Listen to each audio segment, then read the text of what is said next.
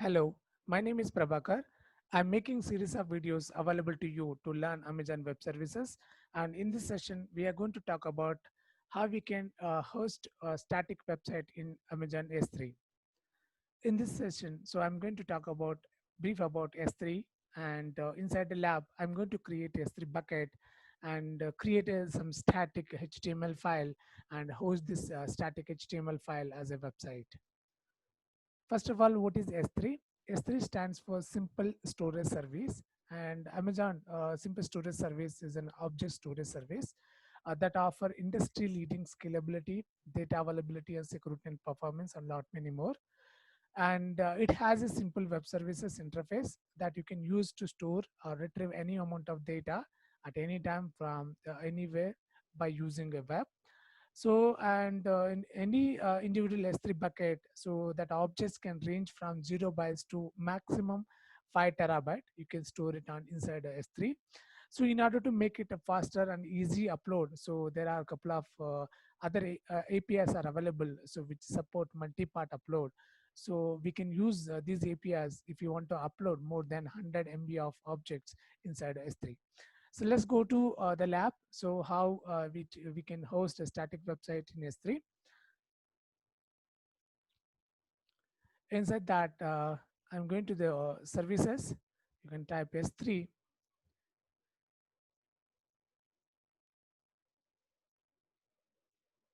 Here is an S3. I'm creating a bucket here, new bucket, and the bucket name you can give any of the name here.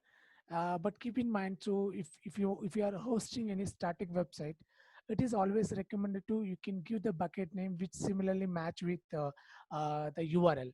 For example, if I give the bucket name as sample, so it would be a bit difficult to identify that, because so it will append host and AWS host name and region, so lot many other parameters. For avoiding that, you can do you can specify www dot, for example, if I specify as a test.com. Okay, here is my bucket name, but so I can access my static website with the help of this bucket name. So, and after that, so the one important factor is that, so if you are hosting a static website, it is always recommended to unblock all the access to the public. So I'm making it as unblock access to the public, and now create a bucket. So it is giving an error. So yeah, I acknowledge that and create a bucket. Now my bucket is created in Amazon S3. So after that, you go to the inside a bucket, and where so there are set of additional properties, additional policies and permissions are defined. So you can find all the values here: properties, permissions, and access points, and management, and lot many. So what you can do here before actually uploading your HTML file here, so you can go to the properties, and you need to actually give some configuration to your S3 bucket. So in order to understand, okay, you are hosting a static website. If you go to the properties, there are a lot of options are available here. So under that, you can go to the static website section here. So I will cover these all the points in a separate video, and I will make a playlist of S3, how to work on the Lambda, how to actually work on the AWS CLI for performing S3 operations. You can go to the static website and you can enable that. Okay, and now I'm using this bucket to host a website. Okay, so here is my URL for accessing my static website, and which file you want to use that. So I want to use the demo.html file. Okay, and save the changes. So now it's time to create a demo.html file, and then upload that demo.html file into S3. For that, you can create a demo.html file here. So here is my sample HTML file here. Okay, so I'm using some sample content.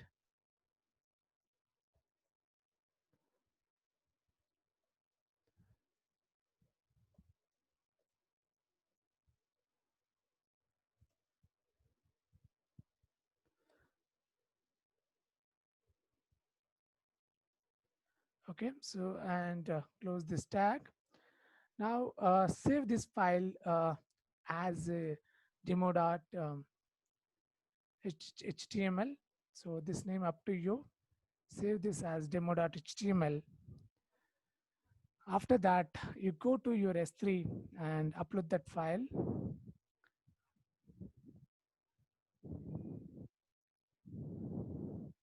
Demo.html file and upload that file. Once we upload that, we have to do one more setting here. So now I have uploaded this file, and this file is not a public file. So this file is restricted for accessing to the public. So if I try to access that, let's say, so if I go to the properties again and click on the static website hosting, and here is my URL for accessing my website, copy that URL and paste it here. Okay, so after doing that, it will throw the exception like forbidden exception, and it is not accessed, it is not accessible. So for doing that, for to make this as accessible, whatever the file you have uploaded, you can select that file and you can find the properties at the right side. Okay, here you can find that who is the owner and what are the permissions for that. You can click on the permission section and make this file as public access. Okay, you can select this option. Okay, and so if you want to give the right access also, you can specify the right access. Otherwise you can give only the read access here. Okay, and save the changes. Once you do the changes and now go back to your endpoint and refresh the changes. So this is how we can host the any static website into S3. And there are additional settings also available in order to perform and in order to count, okay, how many times your website has hit. And but preferably it is recommended to host any static IP, static website only. And so in the next video I will cover the Lambda functions, how we are going to create a Lambda functions, how we are going to trigger the events based on the operations you are performing on S3. Hopefully this labs give a chance to work on S3 to host a static website. And we come to end of this lab, and thanks for watching this, and I will see you in the next lab.